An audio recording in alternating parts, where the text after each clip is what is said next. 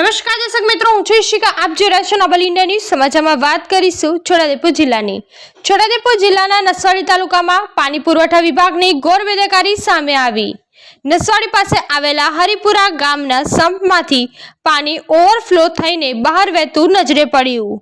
નસવાડી તાલુકામાં કાળઝાળ ગરમીમાં ઘણા બધા ગામોમાં તકલીફ થઈ રહી છે. લોકો પાણી માટે વલખા મારે છે.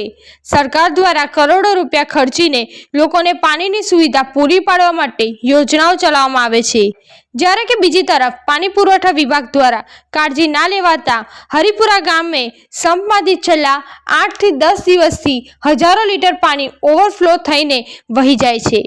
સંપનું ધ્યાન રાખતા કર્મચારીઓ ક્યાં છે એની તપાસ થવી જોઈએ અને પાણીનો વેડફાટ બંધ કરીને લોકો સુધી પાણી પહોંચે અને પાણીની સમસ્યા ન ઊભી થાય એવી લોકોની માંગ છે.